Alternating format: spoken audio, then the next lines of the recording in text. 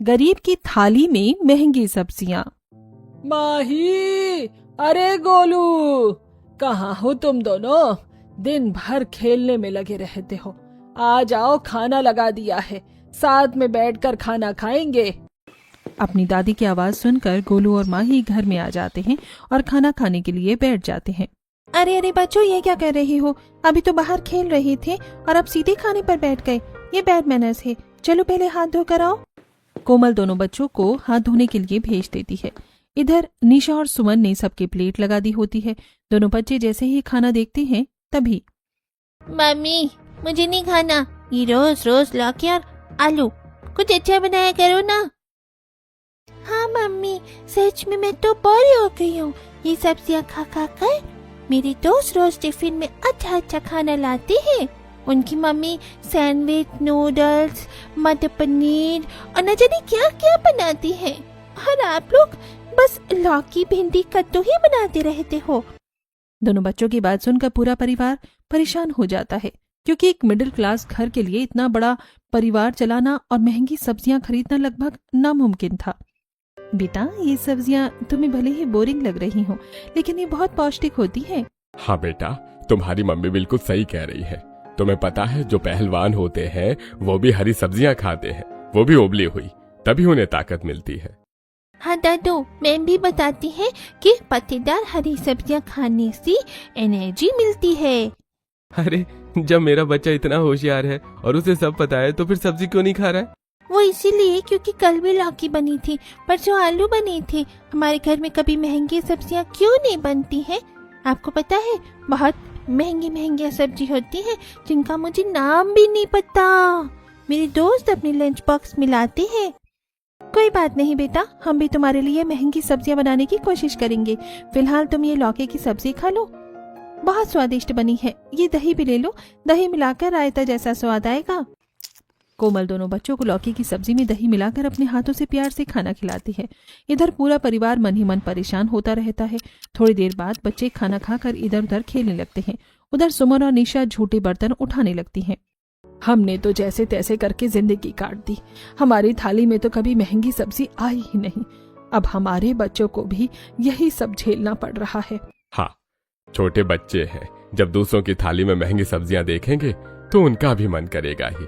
हम उन्हें क्या कहें, खुद हमारा भी मन ललचा जाता है जब कोई अच्छा खाना खाता है। सरला और राजेश की बातें सुनकर सुमन और निशा रसोई में बर्तन साफ करने लगती हैं। आखिर कब तक हम लौकी, भिंडी और कद्दू ही खाते रहेंगे? बच्चों के अलावा हमारा भी तो मन करता है। पर दीदी, हम तो बड़े हैं, समझ सकते हैं, लेकिन बच्चों को समझाना कितना मुश्किल होता है। उनकी बात भी गलत नहीं है। रोज रोज एक जैसी सब्जी खाएंगे तो कोई भी बोर हो जाएगा। निशा की बात सुनकर सुमन गहरी सोच में पड़ जाती है। आज से मैं थोड़ा थोड़ा पैसा बचाना शुरू करूंगी और अपने बच्चों के लिए महंगी सब्जियां लाने की कोशिश करूंगी। दोनों देवरानी जेठानी बर्तन साफ करती हैं। उसके बाद घर का सारा काम खत्म करके सो जाती हैं। अगली सुबह रोहन और शिवम नहा धोकर तैयार हो जाते हैं। इधर कोमल को भी आज कॉलेज जाना था। दीदी, आप तैयार हो गई हैं? जरा बच्चों को देखिए, मुझे लगता है अभी तक सो रहे हैं। मैंने उठाया था, लेकिन आजकल इन्हें नींद ज्यादा आती है, इसलिए फिर से सो गए हैं। कोई बात नहीं भाभी, आप हम सबके लिए खाना पैक कर दो, मैं बच्चों को उठाकर तैयार कर देती हूँ। कोमल प्यार से दोनों बच्चों को उठाती है और उन्हें स्कूल यूनिफॉर्म पहनाकर तैयार कर देती है। इधर निशा ने सबका टिफिन भी पैक कर दिया था। गोलू, माही, ये लो तुम्हारा टिफिन, पूरा खत्म करके लाना। टिफिन में खाना बचाना बैड मैनर्स होते हैं, और आप दोनों तो अच्छे बच्चे हो ना। चाची, मैं तो कभी खाना नहीं बचाता, ये माई है ना, इससे ही नहीं खाया जाता। रोज रोज एक जैसी सब्जी नहीं खाई जाती है। अगर आप कुछ अच्छा सा बना के रखोगी तो देखना, मैं भी पूरा टिफिन चट कर जाऊंगी। कोई बात नहीं मेरी गुड़िया रानी, मैं तुम्हारे लिए अच्छा खाना भी बना कर दूंगी। निशा बच्चों को प्यार करती है और फिर उनके बैग में टिफिन रख देती है। इधर कोमल दोनों बच्चों को लेकर निकलती है। रास्ते में बच्चों को स्कूल छोड़कर वो खुद कॉलेज चली जाती है। दूसरी तरफ रोहन और शिवन भी काम पर निकल जाते हैं। इधर दोनों बहुएं घर का काम खत्म करने लगती हैं। घर की साफ सफाई तो हो गई है। मैं क्या कह रही थी, आज पर्दे भी धो लेते हैं और जितने भी गंदे कपड़े हैं वो भी। गर्मी भी काफी ज्यादा हो रही है, शायद बारिश आने वाली है। हाँ, बारिश के तो पूरे आसार हैं। देखो सुबह से ही बादल छाए हुए हैं। चलो मैं भी जल्दी से रसोई का काम खत्म कर देती हूँ, फिर दोनों मिलकर कपड़े धो लेंगे। दोनों देवरानी जेठानी मिल बांट कर घर का काम करती हैं। इधर सरला और राजेश आराम कर रहे होते हैं। देखते ही देखते दोपहर हो जाती है। अरे शिवम भाई, कब तक काम करता रहेगा? हट जा, अब लंच ब्रेक हो गया है। हाँ भाई, बस आ रहा हूँ, तुम चलो, मैं अभी आता हूँ। शिवम लंच ब्रेक में आता है। सभी मजदूर अपना अपना टिफिन खोलते हैं। अरे क्या बात है मोहित, आज तो तेरी टिफिन से बहुत अच्छी खुशबू आ रही है। लगता है भाभी जी ने कुछ बढ़िया बना कर दिया है।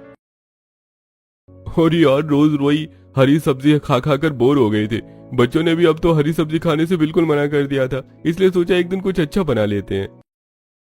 हाँ भाई, सही किया। देखो रोज इतनी मेहनत करते हैं तो महीने में 2-4 दिन अच्छा खाना तो हम भी डिजर्व करते हैं। हाँ भाई, बस यही सोचकर तुम्हारी भाभी ने मटर पनीर और मलाई चाप बनाई है, साथ में मोरिंगा की ये सब्जी भी है। अरे मोरिंगा की सब्जी तो बहुत महंगी आती है यार, और पनीर भी आजकल कोई सस्ता थोड़े ना है। दोनों आपस में बातें कर ही रहे होते हैं कि तभी शिवम अपना टिफिन खोलने लगता है। और बता भाई, तू क्या लेकर आया है? इतने में मोहित शिवम का टिफिन अपने हाथ में ले लेता है। अरे यार, तू तो रोज रोज यही हरा चारा खाता रहता है, इससे बोर नहीं होता क्या? और तेरे घर में भी तो 2 बच्चे हैं। शिवम चुपचाप उनकी बातें सुनता रहता है। अरे यार, पसंद किसे है, लेकिन खाना तो पड़ता है। हम गरीबों की किस्मत में कहाँ है महंगी सब्जियाँ। शिवम यार, इतना भी क्या लालच? हम भी तो तेरे जैसे ही काम करते हैं और उतनी ही सैलरी मिलती है, लेकिन एक दिन महंगा खाना खा लिया जाए तो क्या बुरा है? शिवम रोज टिफिन में लौकी, कद्दू, भिंडी, आलू या गोभी की सब्जी ही लाता था। अब तो उसे सबके सामने अपना टिफिन खोलने में भी शर्म आने लगी थी। इधर कॉलेज में लंच ब्रेक होते ही दिव्या कोमल के पास आती है। कोमल यार, बहुत भूख लगी है, जल्दी आ जा, मुझे तो सब्र ही नहीं हो रहा। और बस ये मेरी मम्मी ने आज पर्पल कैबेज सैंडविच और येलो रेड कैप्सिकम वाला पिज्जा बना कर दिया है। अरे क्या तुम लोग घर पर पिज्जा भी बना लेते हो?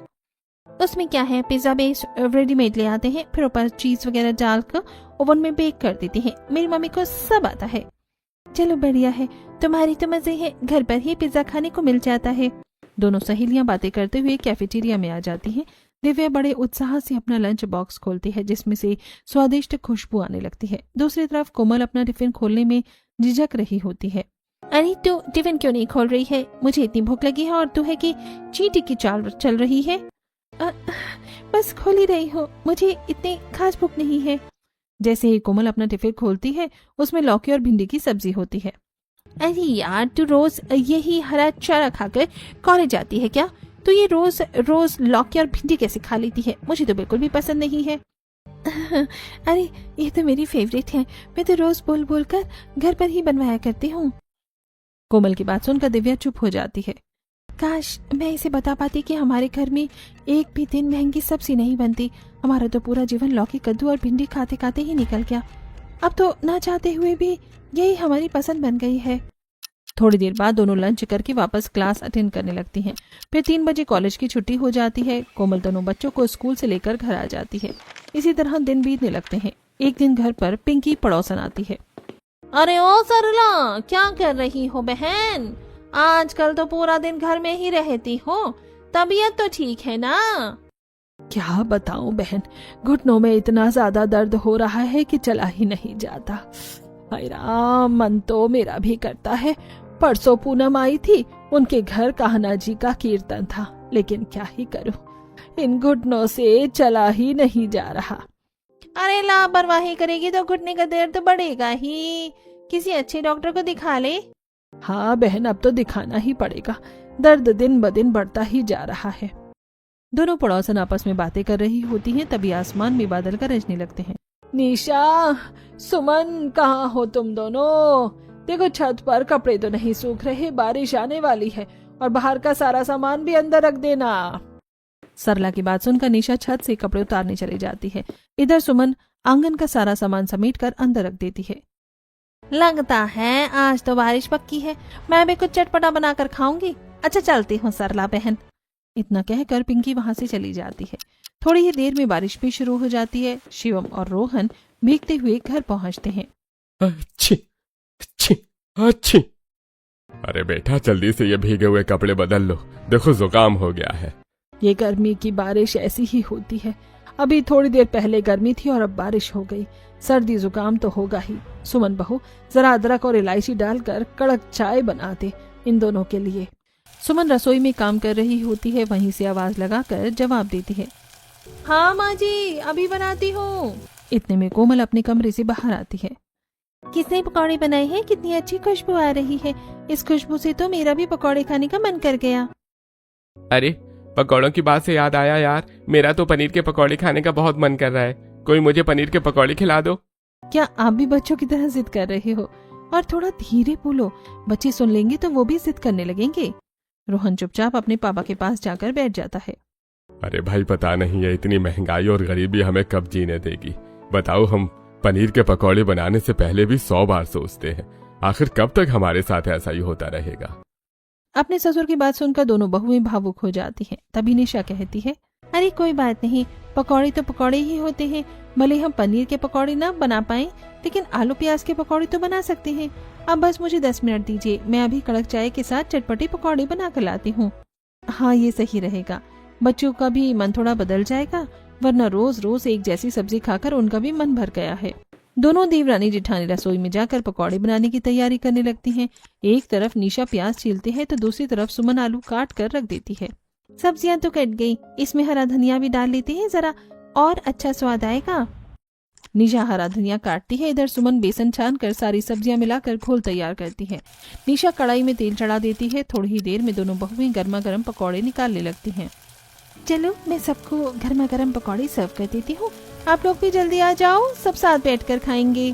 सरला का परिवार भले ही मिडिल क्लास था, घर में महंगी सब्जियां नहीं बनती थी, लेकिन सभी लोग मिल बांट कर प्यार से रहते थे। कोमल सबको चाय और पकौड़े परोस देती है। इधर दोनों बहुएं भी अपना काम समय से खत्म करके बाहर से आ जाती हैं। कोमल उन्हें भी चाय डालकर दे देती है। सभी प्यार से बैठकर पकौड़ों का आनंद लेने लगते हैं। मम्मी यम्मी, आज तो मजा ही आ गया। मम्मी, आपने तो बहुत अच्छे पकौड़े बनाए हैं। हाँ हाँ, बहुत चटपटी बनी है और बारिश के मौसम में तो इनका स्वाद और भी दोगुना हो गया है। गोलू की बात सुनकर सभी हंसने लगते हैं। थोड़ी देर बाद सभी अपना अपना काम खत्म करके आराम करने लगते हैं। इसी तरह दिन बीतते रहते हैं। एक दिन बाहर सब्जी वाला आता है। निशा बहू, जरा देखो तो, बाहर सब्जी वाला आया है। आलू प्याज टमाटर सब खत्म हो गए हैं, ले लेना, वरना फिर बाजार जाना पड़ेगा। सरला की बात सुनकर निशा बाहर आ जाती है, लेकिन सब्जी वाला थोड़ी दूर दूसरी कॉलोनी की तरफ खड़ा होता है, इसलिए वो वहीं चली जाती है। भैया, आलू प्याज टमाटर और भिंडी लौकी दे देना। अरे बहन जी, लगता है आप दूसरी कॉलोनी से हो। तो क्या हुआ, दूसरी कॉलोनी वाले भी तो सब्जी ही खाते हैं। आप इधर सब्जी बेचने आए हो और मुझे जरूरत थी, इसलिए मैंने लेने आ गई। नहीं नहीं बहन जी, वो बात नहीं है। मेरे पास ये सस्ती सब्जियां नहीं है। मेरे पास तो मोरिंगा, पर्पल कैबेज, लाल शिमला मिर्च, पीली शिमला मिर्च, ट्रफल, ब्रोकली और जुकीनी, मशरूम जैसी सब्जियां हैं। सब्जी वाला इतनी सारी सब्जियों के नाम लेता है जिसमें से निशा को मुश्किल से 1-2 के नाम ही समझ आते हैं। अरे भैया, सब्जियों के नाम पहले बता रहे हो या हमें अंग्रेजी पढ़ा रहे हो? मुझे तो कुछ समझ ही नहीं आया। मैंने तो आज तक इन सब्जियों के नाम भी नहीं सुने हैं। तभी वहां पूनम आ जाती है। अरे निशा, तुमने कहाँ देखी और सुनी होंगी ये सब्जियाँ? ये महंगी सब्जियाँ हैं जो सिर्फ अमीरों की थाली में मिलती हैं। गरीबों के बस की बात नहीं है ये इन्हें खरीदना। अब इस मोरिंगा को ही देख लो, 500 रुपए किलो है। मोरिंगा का भाव सुनकर निशा के होश उड़ जाते हैं। हे भगवान, 500 रुपए किलो! 500 रुपए में तो हमारे घर का 1 हफ्ते का राशन आ जाता है। मुझे नहीं लेनी ऐसी सब्जियां। निशा चुपचाप खाली हाथ घर वापस आ जाती है। उसे बिना सब्जी के लौटता हुआ देखकर सुमन पूछती है, क्या हुआ? तुम तो सब्जी लेने के लिए गई थी, सब्जियां ही नहीं मिली क्या? दीदी, मैं गलती से उस सब्जी वाले के पास चली गई जो अमीर कॉलोनी में सब्जी बेचता है। उसके पास तो ऐसी ऐसी सब्जियां थी जिनके नाम भी मैंने पहली बार सुने हो। कह रहा था पर्पल कैबेज, लाल शिमला मिर्च, पीली शिमला मिर्च, ब्रोकली, मोरिंगा और पता नहीं क्या क्या। उनमें से एक तो 500 रुपए किलो बता रहा था। निशा की बात सुनकर सुमन हंसने लगती है।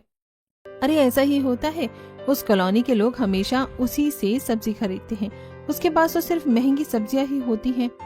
हम गरीबों को तो उनके नाम तक नहीं पता। चलो अब ये सब छोड़ो, आज रात के खाने के लिए तो सब्जी चाहिए ही।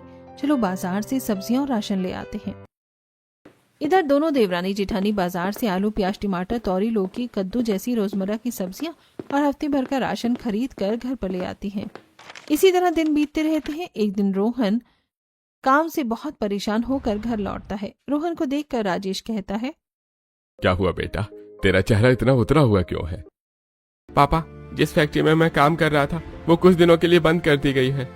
अरे इतनी बड़ी फैक्ट्री में ऐसे कैसे बंद कर दिया? कुछ हुआ ही होगा। पिछले कुछ महीनों से फैक्ट्री में लगातार नुकसान हो रहा था।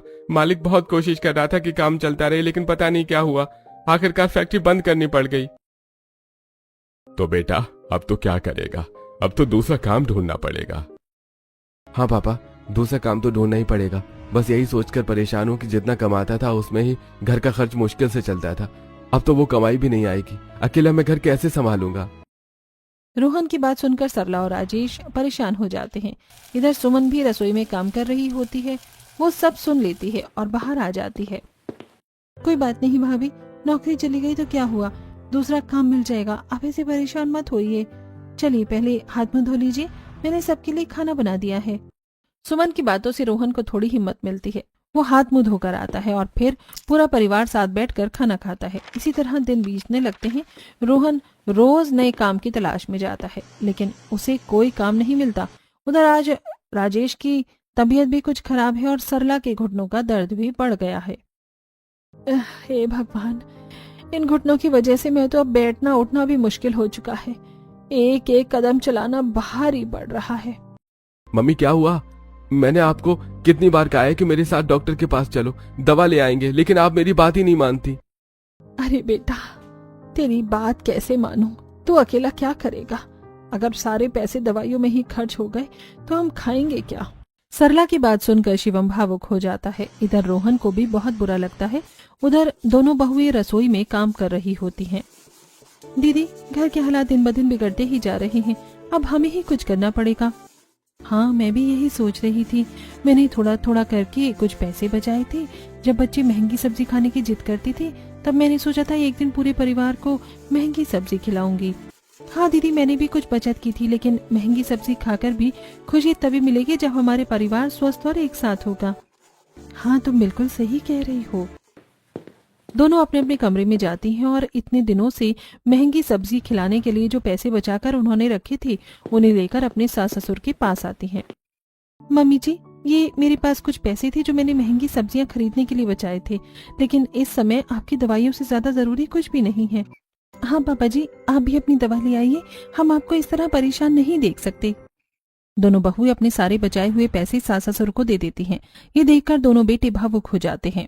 अच्छे बुरे दिन तो हर इंसान की जिंदगी में आते रहते हैं, लेकिन हमारी बहुएं बहुत अच्छी है। इससे बड़ी खुशी हमारे लिए और क्या हो सकती है। हाँ पापा, आप बिल्कुल सही कह रहे हैं। अच्छा, आप भैया के साथ डॉक्टर के पास चले जाइए, मैं काम की तलाश में निकलता हूँ। रोहन अपने माता पिता को डॉक्टर के पास लेकर जाता है। इधर शिवम काम की तलाश में निकल जाता है। इसी तरह कुछ दिन और बीत जाते हैं। एक दिन रोहन बाजार में सब्जी लेने जाता है, तभी उसकी मुलाकात अंकित से होती है। अरे वही कहाँ रहता है आजकल? आजकल तो तू दिखाई नहीं देता। कुछ नहीं भाई, तुझे तो पता ही है कि फैक्ट्री बंद हो गई है। अब मेरे पास कोई काम नहीं है। रोज नए काम की तलाश में निकलता हूँ, लेकिन कहीं काम नहीं मिल रहा है। अरे मेरी नजर में एक काम है और वो तेरे लिए बिल्कुल सही रहेगा। अरे भाई, अगर ऐसा हो जाए तो तेरा बहुत एहसान होगा। अरे तो दोस्ती में ऐसा कैसा एहसान? देख, मेरा एक जानकार है, उसके पास बहुत सारे खेत है। फिलहाल वो नई तरह की सब्जियां उगाने का प्रयोग कर रहा है। अगर काम अच्छा चला ना तो आगे और भी बड़े स्तर पर खेती करेगा।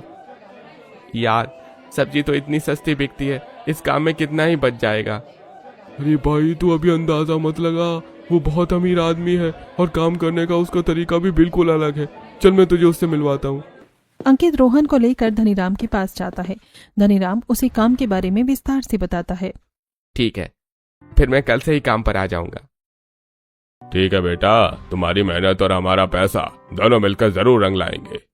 धनीराम का स्वभाव रोहन को बहुत अच्छा लगता है। वो खुश होकर घर लौटता है।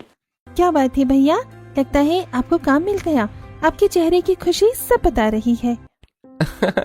हाँ हाँ, तू तो जादूगरनी है, सब कुछ पहचान लेती है। रोहन की बात सुनकर सब हंसने लगते हैं। फिर रोहन सबको पूरी बात बताता है। दरअसल हमारे घर से कुछ दूर एक जमींदार है उसके यहाँ सब्जियों का काम है, सब्जियां उगानी है और उनकी देखभाल करनी है, वही मुझे काम मिल गया है। चलो भाई, खाली रहने से तो अच्छा है कि काम मिल गया, घर में 4 पैसे भी आ जाएंगे। रोहन को फिर से काम मिल जाता है, जिससे पूरे घर में खुशी का माहौल बन जाता है। इधर सुमन और निशा सबके लिए खाना बनाती हैं और पूरा परिवार साथ बैठकर भोजन करता है। अगले दिन से रोहन भी काम पर जाना शुरू कर देता है। इसी तरह दिन बीतने लगते हैं। एक दिन सरला और राजेश आपस में बैठकर बातें कर रहे होते हैं।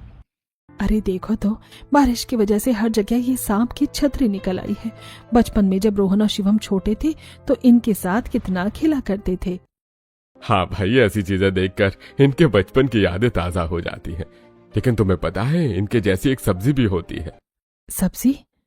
इनके जैसी कौन सी सब्जी होती है? अरे उसे मशरूम कहते हैं बहुत महंगी मिलती है।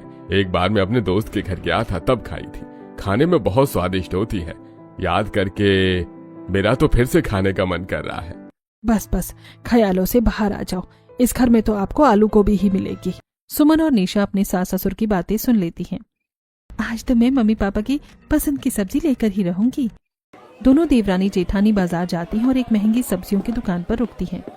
भैया, ये मशरूम कितने का दिया है? बहन जी, मशरूम 500 रुपए के 250 ग्राम है। मशरूम का भाव सुनकर सुमन हैरान रह जाती है। दीदी, यहाँ से चलो, ये हमारे बस की बात नहीं है। 250 ग्राम से होगा भी क्या? हमारा इतना बड़ा परिवार है और ऊपर से 500 रुपए तो हमारे पास पूरे भी नहीं है। हाँ, तुम ठीक कह रही हो। चलो दूसरी सब्जियां ही ले लेते हैं। आज भी पैसों की वजह से सुमन महंगी सब्जियां नहीं खरीद पाती। दोनों लौकी, तोरी, प्याज और टमाटर लेकर घर लौट आती हैं। इसी तरह दिन बीतने लगते हैं। उधर धनीराम अपने खेतों में रोहन से तरह तरह की महंगी सब्जियां उगवाता है और धीरे धीरे सारी फसल अच्छी तरह तैयार होने लगती है। सुमन, तुम्हें पता है, धनीराम जी ने खेतों में ऐसी ऐसी सब्जियां लगवाई हैं जिनके नाम भी मैंने पहली बार सुने हैं। अच्छा, कौन कौन सी सब्जियां? अरे पता नहीं क्या क्या, baby corn, white mushroom, asparagus, artichoke, truffle, रंगीन शिमला मिर्च, चेरी टमाटर, जामुनी रंग की बंद गोभी और भी बहुत सारी। रोहन की बात सुनकर दोनों बच्चे भी वहाँ आ जाते हैं। पापा, फिर जब सब्जियां बड़ी हो जाएंगी तो आप हमारे लिए भी लेकर आओगे ना?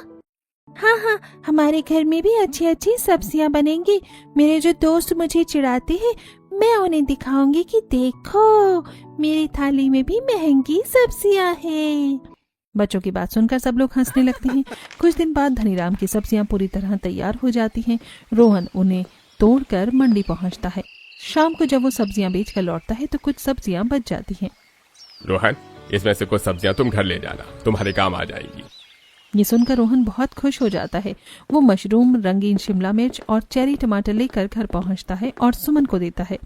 अरे ये क्या, आज तो हमारे घर में भी महंगी सब्जियां आ ही गईं। अरे हाँ भाई, भगवान के घर देर है अंधेर नहीं। हम लगता है हमारे भी अच्छे दिन आ गए हैं। रोहन की बात सुनकर पूरा परिवार खुश हो जाता है। इधर दोनों बहुएं बड़े प्यार से महंगी सब्जी बनाती हैं। थोड़ी देर बाद सभी लोग खाना खाने बैठते हैं। अरे वाह, ये सब्जियां तो थाली में रखी हुई भी कितनी सुंदर लग रही हैं। वाह, खाने में भी बहुत स्वादिष्ट है, आप खाकर तो देखो। माही की बात सुनकर सब लोग हंसने लगते हैं और प्यार से मिलकर खाना खाते हैं। इसी तरह कुछ दिन बीत जाते हैं। एक दिन, पापा, फिर से वही मशरूम और दूसरी महंगी सब्जियां लेकर आना ना, वो खाने में कितनी अच्छी लगी थी। मम्मी फिर से आलू गोभी और भिंडी बना रही हैं। हाँ बेटा, मैं लेकर आऊंगा। इतना कहकर रोहन सुमन के पास आता है। अरे क्या हुआ, आपके चेहरे पर इतनी उदासी क्यों है? धनीराम जी, यहाँ बहुत कम सब्जियां बचती हैं। जो बचती हैं वो अपने घर ले जाते हैं। ऊपर से इतनी महंगी सब्जियां किसी को रोज रोज मुफ्त में थोड़ी मिलती हैं। हाँ, ये तो सही बात है। सच में वो सारी सब्जी बहुत महंगी होती है। और बच्चे अब रोज वही सब्जी खाने की जिद कर रहे हैं। बताओ उन्हें कैसे समझाऊं? कोई बात नहीं, बच्चे हैं, मैं उन्हें समझा दूंगी। हर बार की तरह सुमन रोहन का मन हल्का कर देती है। इसी तरह दिन बीतते रहते हैं। एक दिन दोनों बच्चे फिर महंगी सब्जियां खाने की जिद करने लगते हैं। दीदी, जब खेतों में जेठ जी महंगी सब्जियां उगा ही रहे हैं तो हमारे घर के पास जो खाली जमीन पड़ी है उसमें हम भी क्यों ना सब्जियां उगाएं? हाँ, तुम भी बिल्कुल सही कह रही हो। बीज की बात मैं रोहन से कर लूंगी। या तो वो बीज ले आएंगे या पौधे, फिर हमारे घर में भी महंगी सब्जियां उगेंगी। कितना मजा आएगा। दोनों बहुएं बहुत खुश हो जाती हैं और परिवार के सामने अपना आइडिया रखती हैं। अरे भाई, दिन में सपने देखना बंद करो। वो बहुत महंगी सब्जियां हैं, उनके लिए महंगी खाद और दवाइयां लगती होंगी। अगर उन्हें उगाना इतना आसान होता तो हर कोई उगा लेता। मम्मी, सब्जियां महंगी जरूर हैं, लेकिन जरूरी नहीं कि उनकी खाद भी महंगी हो। वैसे भी ऑर्गेनिक खाद तो हम घर पर ही बना सकते हैं। ये सुनकर निशा हैरानी से पूछती है, ऑर्गेनिक खाद घर पर कैसे बन सकती है? अरे भाभी, बहुत आसान है। घर में जितने भी फल और सब्जियों के छिलके निकलते हैं, उन्हें एक बाल्टी में डालकर पानी भर दो और ढककर 8-10 दिन के लिए छोड़ दो। फिर उस पानी को छानकर पौधों में डाल देना। वही खाद की तरह काम करेगा। बस, फिर तो हम अपनी काम को जरूर अंजाम देंगे। तुम लोग बिना वजह परेशान हो रही हो। बहुत मेहनत करनी पड़ती है, वह न जाने कितनी तरह की दवाइयाँ और कीटनाशक डालते हैं वो। भाभी, आप लोग घर का काम ही कर लो, बेकार में अपने लिए काम क्यों बढ़ा रही हो? पूरे घर वाले एक तरफ होते हैं और तीनों ननंद भाभी एक तरफ, लेकिन तीनों किसी की भी बात नहीं मानती। अगली सुबह तीनों घर का काम जल्दी जल्दी खत्म करके घर के बाहर पड़ी खाली जमीन को साफ करने लगती हैं। तीनों घर के बाहर जमीन तैयार कर रही होती हैं। दीदी, जमीन तो बहुत कठोर हो रही है। पहले इसे अच्छी तरह साफ करके खोदना होगा, फिर इसमें पानी डालकर कुछ देर छोड़ देंगे। हाँ भाभी, मैं घर से पाइप लेकर आती हूँ। इसमें थोड़ा पानी भर देंगे तो मिट्टी नर्म हो जाएगी। तीनों बहुत मेहनत करके जमीन को साफ करती हैं और उसमें पानी डालकर छोड़ देती हैं। इधर शाम को रोहन पौधे लेकर घर आता है। अगले दिन तीनों मिलकर उन पौधों को जमीन में लगा देती हैं। हे भगवान, हमारी सब्जियां अच्छी तरह उग जाए, वरना घर वाली तो पहले से ही मना कर रही है। भगवान किसी की मेहनत बेकार नहीं जाने देता। तुम देखना, हमें भी अपनी मेहनत का फल जरूर मिलेगा। दोनों देवरानी जिठानी बातें करते हुए रोज पौधों की देखभाल करती हैं, सफाई करती हैं, ऑर्गेनिक खाद डालती हैं और समय समय पर पानी देती रहती हैं। कुछ दिनों बाद उनकी सब्जियां लहलहाने लगती हैं। एक दिन निशा सब्जियों में पानी दे रही होती है, तभी उसकी नजर एक पौधे पर पड़ती है। कोमल, सुमन दीदी, जल्दी यहाँ आओ। देखो देखो देखो, जल्दी आओ ना। उसकी आवाज सुनकर सभी भागकर वहां आते हैं। क्या हुआ भाभी? क्या देख लिया? कहीं सांप तो नहीं है? अरे सांप नहीं, देखो हमारी सब्जी आ गई। ये देखो, मोरिंगा की फलियां कितनी बड़ी बड़ी लगी हुई है। निशा की बात सुनकर सभी लोग पौधों को ध्यान से देखने लगते हैं। निशा सारी मोरिंगा की फलियां तोड़ने लगती है। अरे ये जुकिनी भी तो कितनी बड़ी हो गई है, हमारा तो इस पर ध्यान ही नहीं गया। मम्मी, ये लाल और पीली शिमला मिर्च भी तो लगी हुई है। ये तो साफ दिखाई दे रही थी। आपने इन्हें क्यों नहीं तोड़ा? हाँ, गोलू सही कह रहा है। लगता है भाभी का ध्यान सब्जियां उगाने में था, उन्हें तोड़ने में नहीं। कोमल की बात सुनकर सब लोग हंसने लगते हैं। फिर सभी मिलकर थोड़ी थोड़ी सब्जियां तोड़ते हैं और घर लेकर आ जाते हैं। महंगी सब्जियां देखकर राजेश खुश होकर कहते हैं, भाई ये सब मेरी दोनों बहुओं की मेहनत का फल है। हाँ, हमने तो इन्हें ज्यादा हौसला भी नहीं दिया था, लेकिन इनका हौसला इतना बुलंद था कि इन्होंने कर दिखाया। अपने सास ससुर से तारीफ सुनकर दोनों बहुएं बहुत खुश हो जाती हैं। शाम को जैसे ही रोहन और शिवम घर आते हैं और अपनी थाली में महंगी सब्जियां देखते हैं तो दोनों हैरान रह जाते हैं। अरे ये सब्जियां कहाँ से लाई तुम लोग? हाँ भाई, मेरा भी यही सवाल है। ये मोरिंगा, रंगीन शिमला मिर्च और मशरूम, इतनी सारी महंगी सब्जियां, क्या तुम्हारी लॉटरी लग गई है? भैया, शायद आप भूल गए कि अब हमारी भाभियां भी खेती करती हैं, वो भी महंगी सब्जियों की। ये सुनकर रोहन और शिवम दोनों हैरान रह जाते हैं। क्या? तो ये सारी सब्जियां तुमने इस छोटे से खेत में उगाई हैं? जी हाँ, आप लोगों को लगता था ना कि महंगी सब्जियां घर पर नहीं उगाई जा सकती, अब खुद ही देख लीजिए। पापा, मम्मी ने आज इतनी सारी सब्जियां तोड़ी हैं। रंग बिरंगी सब्जियां देखने में भी कितनी सुंदर लग रही थी और खाने में तो उससे भी ज्यादा स्वादिष्ट है। दोनों बच्चों को खुश देखकर पूरा परिवार खुश हो जाता है। इस तरह बहुत मेहनत के बाद आखिरकार एक गरीब परिवार की थाली में भी महंगी सब्जियां आ ही जाती हैं। इसी तरह दिन बीतने लगते हैं। अब घर में ही अपनी खेती थी। जब भी सुमन और निशा का मन करता, वो ताजी सब्जियां तोड़कर बना लेती थी। एक दिन कॉलोनी में सब्जी वाला आता है। तुम कोई हमें मुफ्त में सब्जी देकर नहीं जाते। कल जितनी भी सब्जी देकर गई थी, सारी की सारी खराब थी। अगर ताजी सब्जियां नहीं ला सकते हो तो कॉलोनी में सब्जी बेचने क्यों आते हो? पूनम सब्जी वाले से इतनी जोर जोर से लड़ रही होती है कि आसपास के लोगों को भी आवाज सुनाई देने लगती है। अरे निशा, जरा देखना तो बाहर कौन इतनी जोर जोर से लड़ रहा है। निशा बाहर जाकर देखती है। मम्मी जी, ये तो पूनम है, सब्जी वाले से लड़ रही है। अरे वही सब्जी वाला जो उनकी कॉलोनी में आता है? हाँ, वही जो महंगी महंगी सब्जियां लेकर आता है। निशा की बात सुनकर सरला भी बाहर चली जाती है। क्या हुआ पूनम बहन, इतनी गुस्सा क्यों हो रही हो? अरे सरला, तुम ही बताओ, कोई जरा सी सब्जी 500 रुपए किलो है, कोई 600 रुपए किलो। पहले ये बहुत अच्छी सब्जियां लाता था, लेकिन आजकल बिल्कुल बासी सब्जी लाता है। कल मैंने 1000 रुपए की थोड़ी सी सब्जी खरीदी थी और सारी की सारी खराब निकल गई। अब बताओ लड़ू नहीं तो क्या ही करूं। अरे भाई, अगर बासी सब्जियां क्यों ही लेकर आते हो तुम? ताजी लानी चाहिए ना। अरे बहन जी, इसमें हमारी थोड़ी गलती है। ये सब्जियां पैकिंग में आती हैं, हम तो खरीद कर लाते हैं और बाहर बेच देते हैं। सरला सब्जी वाले की भी बात सुनती है और पूनम की भी। फिर वो पूनम को अपने घर ले आती है। बस क्या ही बताऊं, रात को भी मेरे पोते ने खाना नहीं खाया। उसे तो अब रंगीन शिमला मिर्च खाने की इतनी आदत हो गई है कि पिज्जा, सैंडविच, हर चीज में वही लाल पीली शिमला मिर्च डलवाता है। दोनों पड़ोसनी बात करते हुए घर आती हैं। तभी पूनम की नजर सरला के घर के बाहर लगी हुई सब्जियों पर पड़ती है। अरे ये क्या, तुम्हारे घर पर इतनी सारी महंगी महंगी सब्जियां लगी हुई हैं, वो भी बिल्कुल ताजी, ये कब लगाई? तभी वहां सुमन आती है। वो अपनी उगाई हुई सब्जी में से कुछ लाल और पीली शिमला मिर्च तोड़कर पूनम को दे देती है। ये लीजिए काकी, अपने पोते को इनसे पिज्जा और सैंडविच बनाकर खिला दीजिए। अरे वाह, ये तो बिल्कुल ताजी है। ताजी तो होंगी ही, इन्हें हमने घर पर बनी शुद्ध ऑर्गेनिक खाद से तैयार किया है। वो सब तो ठीक है, लेकिन तुम लोगों ने इतनी महंगी सब्जियां उगाई कैसे? काकी, कुछ लोगों को लगता था कि महंगी सब्जियां गरीबों के नसीब में नहीं होती, लेकिन अब देख लीजिए, हमने अपनी थाली में भी महंगी सब्जियां ला दी हैं। निशा की बात सुनकर पूनम शर्मिंदा हो जाती है, क्योंकि वो अक्सर ताना मारती थी कि गरीब लोगों को सिर्फ प्याज, टमाटर और आलू की सब्जी ही खानी चाहिए। उनके नसीब में मशरूम, मोरिंगा और रंगीन शिमला मिर्च कहाँ? हाँ बेटा, मुझे अपनी गलती समझ में आ गई है। मुझे ऐसा नहीं कहना चाहिए था। उसके लिए मुझे माफ कर देना। लेकिन तुम्हारी सब्जियां देखकर मेरा मन आ गया है। आज से तुम्हें हमारे घर सब्जियां दिया करना। जितने पैसे हम सब्जी वाले को देते हैं, उतनी सब्जी तुम मुझसे पैसे लेकर दे देना। ये सुनकर दोनों बहुओं की खुशी का ठिकाना नहीं रहता, क्योंकि पहली बार उन्हें एहसास होता है कि वो भी अपने हुनर से पैसे कमा सकती हैं। पूनम पहली बार उनसे सब्जियां खरीद कर ले जाती है और उनके पैसे भी देती है। पूरा परिवार बहुत खुश हो जाता है। अब दोनों बहुएं मिलकर न सिर्फ अपने परिवार को महंगी और ताजी सब्जियां खिलाती हैं, बल्कि उन्हें बेचकर अच्छी कमाई भी करने लगती हैं। इसी के साथ पूरे परिवार की जिंदगी खुशियों से भर जाती है। ये कहानी हमें सिखाती है कि मेहनत और हिम्मत से हर सपना पूरा किया जा सकता है।